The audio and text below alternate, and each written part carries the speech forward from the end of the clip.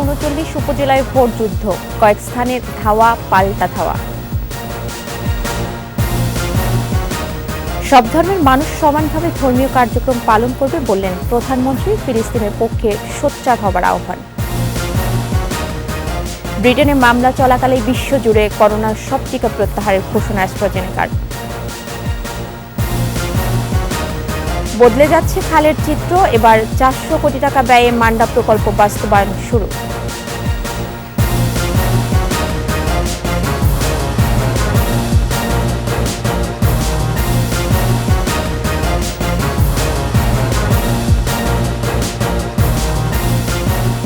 শুনছিলেন first security ইসলামী bank PLC সংবাদ শিরোনাম। আমন্ত্রণ দুপুর 2টার 21 সংবাদে আপনাদের সাথে আছি মহিমা পলি। দর্শক, একুশে টেলিভিশনের সংবাদ একই সাথে সরাসরি দেখতে পাবেন আমাদের ফেসবুক পেজ www.facebook.com/21 অনলাইনে। 139 উপজেলায় চলছে ভোট যুদ্ধ। সার্বিকভাবে শান্তিপূর্ণ নির্বাচন হলেও নরসিংদী, মুন্সিগঞ্জ, চাঁপাইনবাবগঞ্জ ও খাগড়াছড়িতে বিক্ষিপ্ত সংঘর্ষ, ধাওয়া পাল্টা ধাওয়ার ঘটনা ঘটেছে।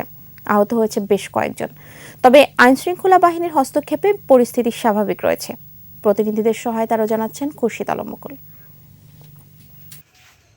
সকাল থেকেই ভোট কেন্দ্রে আসতে শুরু করেন ভোটাররা, তবে উপস্থিতি ছিল কম। অন্যদিকে কিছু কিছু জায়গায় বৃষ্টি কিছুটা বিঘ্ন সৃষ্টি করে, তবে বেলা বাড়ার সাথে সাথেই বাড়তে থাকে ভোটার উপস্থিতি। আমার ভোট আমি দিছি, খুব সুন্দরভাবে দিছি, খুব সুস্থভাবে ভোট হইতেছে ইনশাল্লাহ। তো পরিবেশ খুব সুন্দর। আমার ভোট দিছি আমি, আর ভোট দিতে ভালো লাগে। আমি নতুন ভোটার, আমার ভালো লাগছে, পরিবেশ অনেক ভালো। ভোটের পরিবেশ নিয়ে সন্তোষ প্রকাশ করেন অনেক প্রার্থী। ভোটের পরিবেশ আছে ভালো আছে, আশঙ্কা নাই কোনো। তবে নরসিংদী সদর উপজেলার কাকশিয়া সরকারি প্রাথমিক বিদ্যালয় ভোট কেন্দ্রে 2 চেয়ারম্যান প্রার্থীর সমর্থকদের সংঘর্ষে আহত হন 5 জন।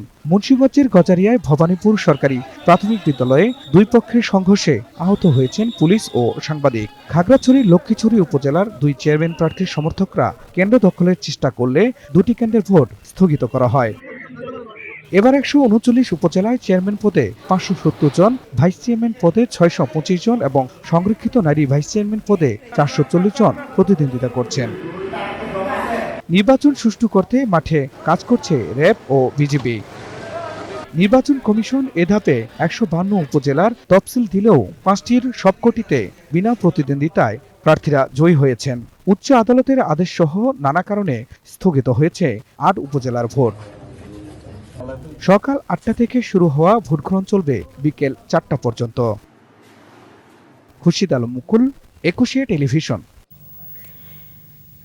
দর্শক, এ বিষয়ে আরো খবরাখবর জানবো। নরসিংদীতে নির্বাচনের খবর সংগ্রহ করছেন সহকর্মী মাখন দাস। সরাসরি যুক্ত হচ্ছে তার সঙ্গে।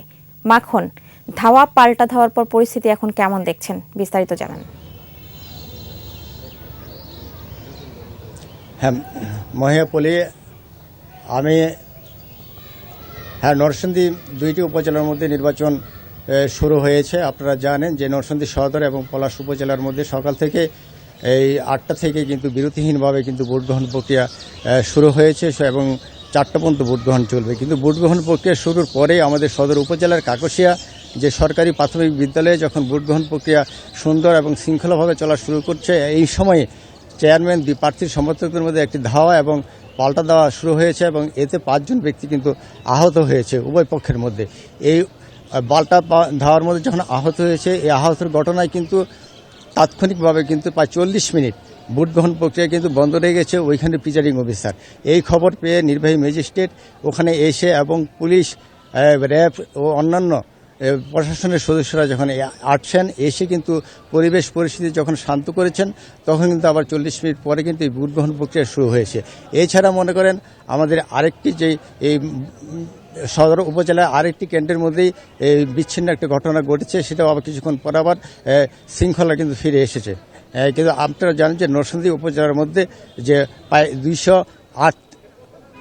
238টি সেই ভোট কেন্দ্র রয়েছে। এই 238টি ভোট কেন্দ্রের মধ্যে শুধু 2টি ভোট কেন্দ্র ছাড়া আর বাকি ভোট কেন্দ্রের মধ্যে কিন্তু শান্তিপূর্ণভাবে কিন্তু ভোট গ্রহণ প্রক্রিয়া চলছে। আপনারা জানেন যে এই 2টি উপজেলার মধ্যে 7জন চেয়ারম্যান প্রার্থী রয়েছে এবং ভাইস চেয়ারম্যান পদে এবং মহিলা ভাইস চেয়ারম্যান পদে প্রায় 14 জন প্রার্থী রয়েছে। এছাড়া এই জেলার মধ্যে কিন্তু আপনার প্রায় 7 লক্ষ ভোটার রয়েছে। ভোটাররা কিন্তু সুন্দরভাবে কিন্তু অন্যান্য ভোট কেন্দ্রের মধ্যে কিন্তু তাদের ভোট প্রক্রিয়া কিন্তু দিতে পারছে এবং তারা ভোট দিচ্ছে। কিন্তু অন্যান্য কেন্দ্রের মধ্যে কিন্তু এই পর্যন্ত কোনো রকম বিশৃঙ্খলার ঘটনা কিন্তু আমরা কিন্তু শুনতে পাইনি এবং এখন কোনো খবর পাই নাই। এছাড়া কিন্তু জেলা প্রশাসক এবং পুলিশ সুপার মহোদয় কিন্তু তারা কিন্তু তাদের নিজ নিজ অবস্থান থেকে কিন্তু তারা চারিদিকে কিন্তু তারা প্রশাসনকে সুন্দরভাবে কিন্তু মোতায়েন করছেন, যাতে ভোটাররা শান্তিপূর্ণভাবে এবং নির্ভয়ে যার যার ভোট কিন্তু প্রয়োগ করতে পারে। আর এই ছিল কিন্তু আমাদের নরসিংদী। ওকে ওকে, ধন্যবাদ। মাখন, আপনাকে ধন্যবাদ। দর্শক, আমাদের নরসিংদী থেকে উপজেলা নির্বাচনের খবরাখবর নিয়ে আমাদের সঙ্গে যুক্ত ছিলেন সহকর্মী মাখন দাস। এ পর্যায়ে চলে যাচ্ছি সিলেটে সহকর্মী ওয়েস খসরুর কাছে। এবং খসরু, নির্বাচন কেমন দেখছেন, বিস্তারিত জানান।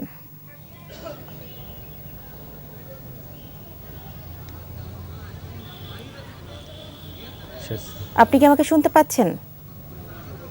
উপজেলা এবং এই উপজেলায় আপনি জানেন যে প্রায় 10 জন আছেন এখানে উপজেলা পরিষদের চেয়ারম্যান পদপ্রার্থী। তার মধ্যে 8 জনই হচ্ছেন প্রবাসী প্রার্থী। এবং এই উপজেলার একটি মজার বিষয় হচ্ছে যে এখানে বিএনপির বহিষ্কৃত 4 জন নেতা এখানে প্রতিদ্বন্দ্বিতা করছেন। এই কারণে এই উপজেলার ভোটটা অনেকটা উৎসব মুখর পরিবেশ বিরাজ করছে। এবং ইতিমধ্যে আমরা বিএনপি নেতাদের সাথে কথা বলেছি এবং যারা প্রার্থী হয়েছেন তারা আমাদেরকে জানিয়েছেন যে ভোটে কিছুটা ভোটারের উপস্থিতি কম, তবে ভোট শান্তিপূর্ণ হচ্ছে। এবং আমি এই মুহূর্তে আছি সিলেটের তালিবপুর সরকারি প্রাথমিক বিদ্যালয় ভোট কেন্দ্রে। এখন যেহেতু দুপুর বেলা, এখন ভোটারের উপস্থিতি কিছুটা কম। সকালের দিকে সিলেটের বিভিন্ন কেন্দ্রে আসলে আমরা গিয়েছি এবং দেখেছি যে সিলেটে ভোটারের উপস্থিতি রয়েছে এবং ভোটাররা স্বতঃস্ফূর্তভাবে এসে ভোট দিচ্ছেন। সিলেটের বিশ্বনাথ ছাড়াও সিলেট সদর উপজেলা এবং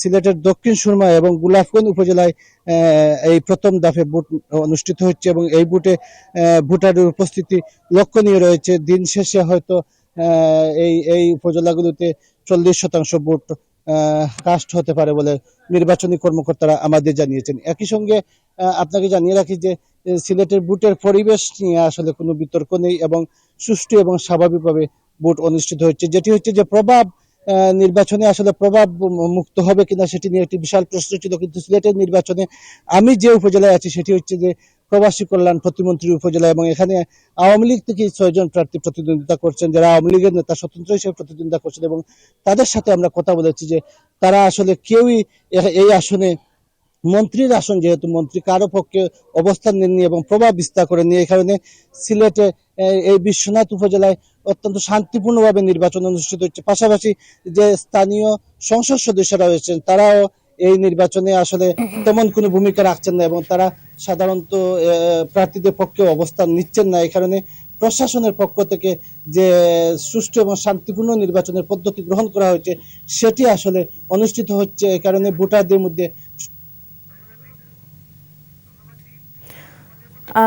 খসরু, আপনাকে ধন্যবাদ। দর্শক, আপনারা শুনছিলেন সিলেট থেকে উপজেলা পরিষদের নির্বাচনের সর্বশেষ খবরাখবর এবং আমাদের সঙ্গে যুক্ত ছিলেন প্রতিনিধি ওয়েস খসরু। আমরা চলে যাচ্ছি অন্যান্য প্রসঙ্গে। দেশের সব ধর্মের মানুষ সমানভাবে ধর্মীয় কার্যক্রম পালন করবে। ধর্মীয় অনুভূতিতে আঘাত লাগে এমন কার্যক্রম না করার আহ্বান জানিয়েছেন প্রধানমন্ত্রী শেখ হাসিনা। দুপুরে রাজধানীর হাজী ক্যাম্পে স্মার্ট হজ কার্যক্রমের উদ্বোধনী অনুষ্ঠানে তিনি কথা বলেন। তিনি বলেন, ইসলাম শান্তির ধর্ম, এখানে কোনো সন্ত্রাসী কার্যক্রমের সুযোগ নেই। স্বাধীনতা ফিলিস্তিনিদের অধিকার উল্লেখ করে তাদের সে অধিকার ফিরিয়ে দেওয়ার আহ্বান জানান প্রধানমন্ত্রী। একই সাথে ওআইসিকে ঐক্যবদ্ধ হয়ে ফিলিস্তিনিদের পাশে দাঁড়ানোর আহ্বান জানান প্রধানমন্ত্রী শেখ হাসিনা। ডিজিটাল বাংলাদেশের পর স্মার্ট বাংলাদেশ গড়ার কার্যক্রমে সবাইকে ঐক্যবদ্ধভাবে কাজ করার আহ্বানও জানান বঙ্গবন্ধু কন্যা।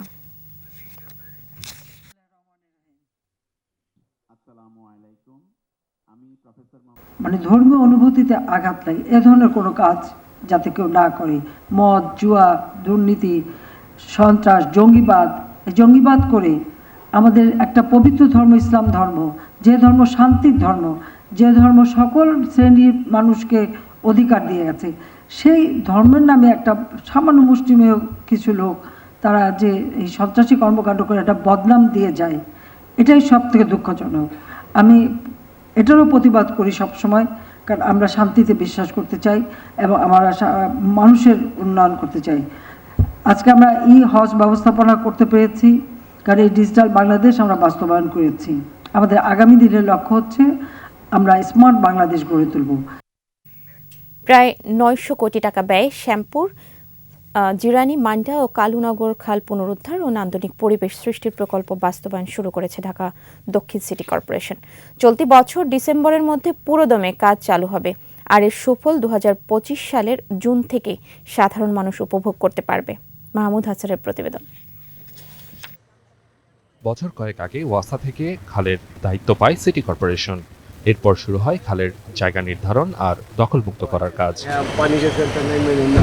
এরই মধ্যে প্রায় 900 কোটি টাকা ব্যয়ে খালের নান্দনিক পরিবেশ তৈরির প্রকল্প হাতে নিয়েছে দক্ষিণ সিটি কর্পোরেশন। এতে অন্তর্ভুক্ত রয়েছে শ্যামপুর, জিরানি, মান্ডা ও কালুনগর খাল। মান্ডা খালের দৈর্ঘ্য 8.7 কিলোমিটার। উন্নয়নে ব্যয় ধরা হয়েছে 397 কোটি টাকা। এতে রাখা হয়েছে ভূমি উন্নয়ন, খালের বর্জ্য ও পলি অপসারণ, বাইসাইকেল লেন, ওয়াকওয়ে, ঘাট নির্মাণ, 32টি পথচারী পারাপার সেতু সহ আরও অনেক স্থাপনা। সকালে শাপলা সেতুর পারে মান্ডা খালের উন্নয়ন প্রকল্পের উদ্বোধন করেন দক্ষিণ সিটির মেয়র ব্যারিস্টার শেখ ফজলে নূর তাপস। 4টি খালের মধ্যে এর আগে আমরা জিরানি খালের কার্যক্রম উদ্বোধন করেছি। আজকে আমরা মান্ডা খালের কার্যক্রম, এই প্রকল্পের কার্যক্রম উদ্বোধন করতে পারছি। মান্ডা এবং জিরানি খাল নিয়ে আমাদের প্রায় 30 কিলোমিটারের মতো আমাদের খালের পার, হাঁটার পথ, নান্দনিক পরিবেশ, সাইকেল চালানোর পথ, এখানে কয়েকটি সেতুও করা হবে যাতে করে যাতায়াত সুযোগ সুবিধা থাকে। পথচারী এবং গাড়ি যানবাহনের দুই রকমের সেতুই থাকবে। উন্মুক্ত ব্যায়ামাগার থাকবে আমাদের এলাকাবাসীর জন্য। গণপরিসর থাকবে। বিভিন্ন জায়গায় খাবার দাবারের পরিবেশনের জন্য ফুড কোর্টের মতো কিয়স্ক থাকবে। এই বছর সবগুলো খালের কাজ শুরু হবে ডিসেম্বরে, আর আগামী বছর জুনের মধ্যে সুফল পাওয়া যাবে বলে জানান মেয়র তাপস। মাহমুদ হাসান, 21 টেলিভিশন, ঢাকা। নিচ্ছি সংবাদ বিরতি। যখন ফিরছি তখন অন্যান্য খবরের সঙ্গে আরও থাকবে। যশোরের সড়ক প্রশস্তকরণের নামে অবাধে বৃক্ষ নিধন, 2 বছরে কাটা পড়েছে 2000-এরও বেশি গাছ।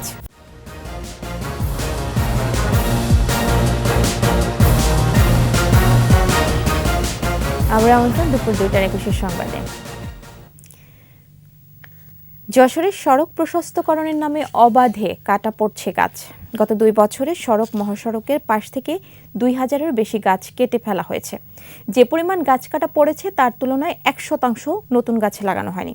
দিনে দিনে বৃক্ষ নিধনের ফলে জেলার আবহাওয়া হয়ে উঠেছে চরম ভাবাপন্ন।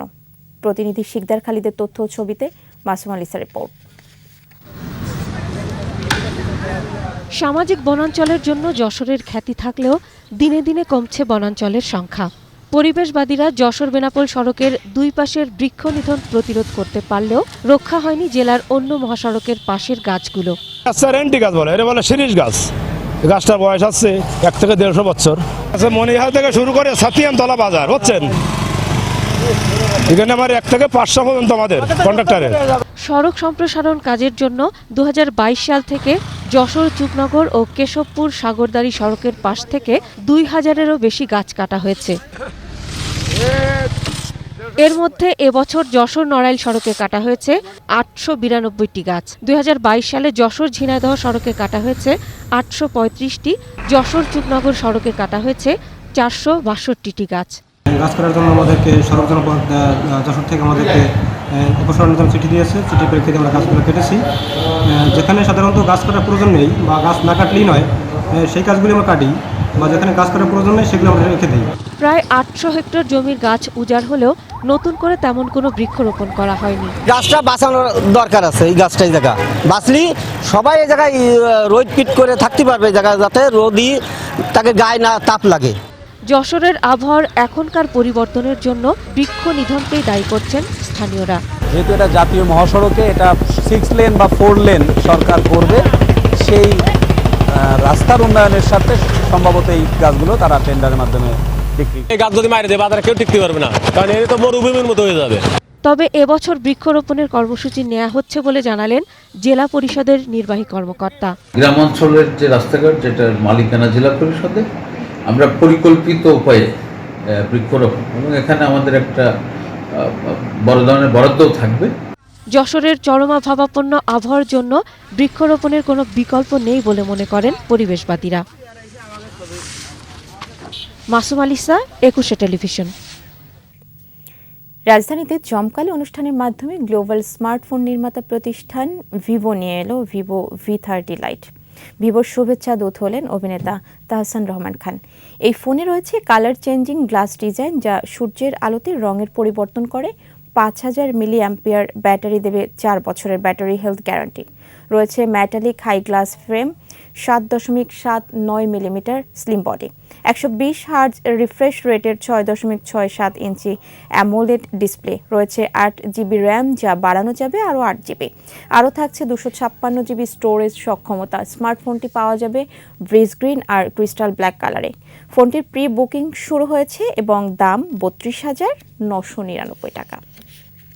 শেষ করছি দুপুর 2টার 21 সংবাদ। যাবার আগে ফার্স্ট সিকিউরিটি ইসলামী ব্যাংক পিএলসি সংবাদ শিরোনামগুলো জানাবো আরও একবার। 139 উপজেলায় ভোট যুদ্ধ, কয়েক স্থানে ধাওয়া পাল্টা ধাওয়া।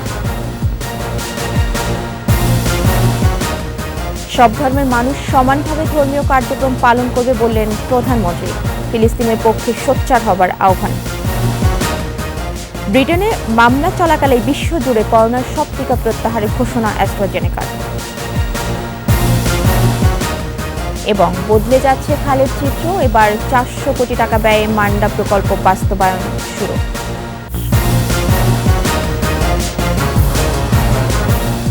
সর্বশেষ খবর জানতে ডায়াল করুন 2021 নম্বরে আর ভিজিট করুন exodustv.com এই ওয়েবসাইটে। এছাড়া ফেসবুকে ভিজিট করতে পারেন facebook.com/2124 অনলাইনে। এতক্ষণ সাথে থাকার জন্য ধন্যবাদ। আমাদের পরের সংবাদ সন্ধ্যা 6টায় 21 দেশের সংবাদ দেখার আমন্ত্রণ রইল। 21 সাথেই থাকুন।